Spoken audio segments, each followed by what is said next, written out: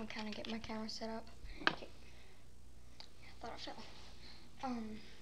This is Tyslite. This is another Nerf mod, but it is my barricade. Really doesn't, oh, there's a scratch there. But I took out all the locks, so you can move it while it's not on. And I, however, did not take that switch out. I don't know if you can see it.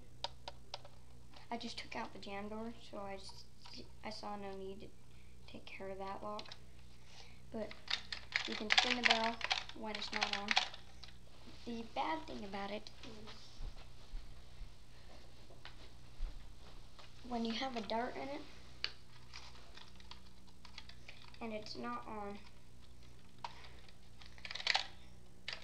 then when you press it, it still pushes the dart, and then you can't turn it, then it jams.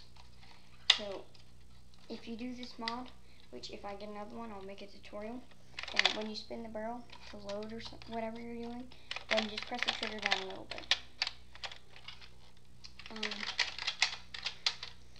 I almost put the switch right here, like under the trigger, so you press about that much for it to turn on, because it's just like a little button like that, if you can see that. But I left it here, especially because now that the lock is taken out right there for that, so it could move when it's not on, then it's easier to move. I, however, did not do any mods as far as voltage go. I am still just using 3 AA's. I want to make it so it takes a 9 volt, considering these are all 1.5 volts, so it's not that much. Let me screw this back on. But if you don't know what gun to get next, and you want a cheap one, not a big one, kind of like a rifle, or a pistol. Hold on.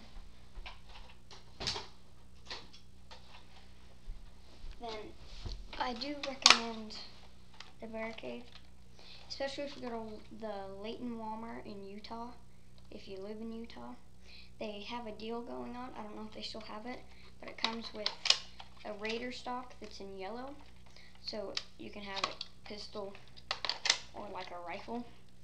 I personally really like it with the Raider stock like this, so it's kind of an SMG, and I want to put like a grip right here. And actually at close range, this sight right here, I'll take off the stock. If you can see it, you just look down that and you line that up. I just usually take that. Sorry, a lot of the orange is glowing. I have my window a little bit open, but there's a little sight right there.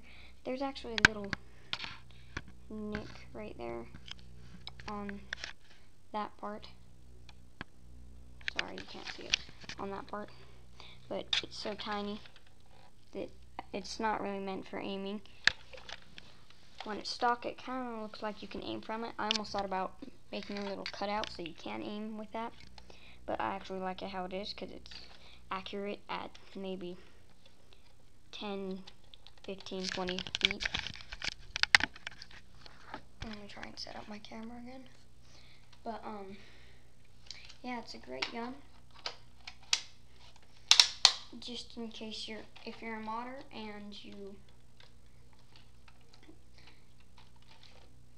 are thinking about getting this, then some of the mods you can do is you can pull out that little silver piece and solder the wires that are, cut out the wires that are connected to it and solder them together, and you can leave the jam door in, and that makes it so you can pull the jam door back while it's on. Personally, if I ever left the jam door in, I would just cut that little button off. I think that'd be an easier way since I can't solder anyway. But I want to paint it. Then again, I don't want to take everything out of it because it's kind of a confusing gun. It's really not that confusing. But after you actually get in there, everything that goes right here and on the other side, because when you open it, you have to play it out like this because wires are connected to both sides.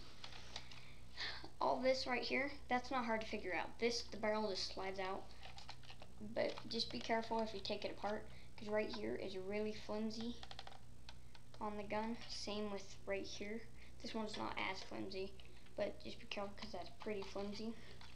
And you can after you take this piece off, there's 2 more screws right there. If you take all this off, then you can take the part off from the flywheel. I didn't take it completely off because I didn't want to break it or anything, but I think it's connected to that too. Then you can I think you have to unscrew it, but you can just pop this whole part out and then screw it back together so it's just flat like that. Sorry you couldn't see that. Flat like that. But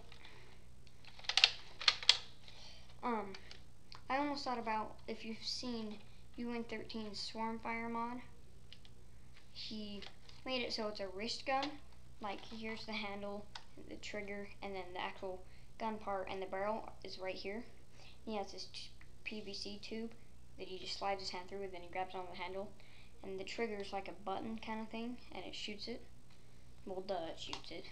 But I want to do that with the barricade. Like, put a grip right here and a tube right here for PVC. So I hold it like this and fire with the trigger that's up here. I recommended that to him. Like, I gave him the idea of it. I can't think of anything else. Well, that's about it, I think. I'm not sure. I'll kind of do a test fire. But I'm not going to go outside because I hate the weather, Utah weather. Let my camera adjust. It is snowing again, if you can tell. It's been snowing for the last 3 days, pretty much. But I'm just going to fire at this wall.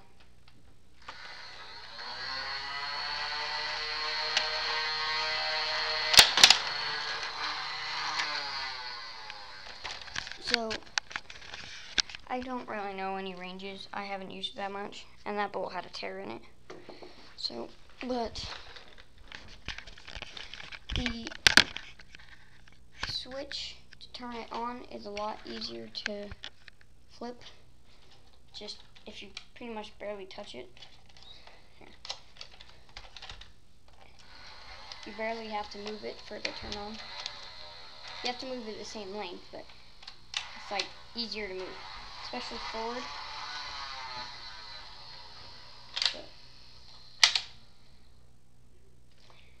But it's a good gun.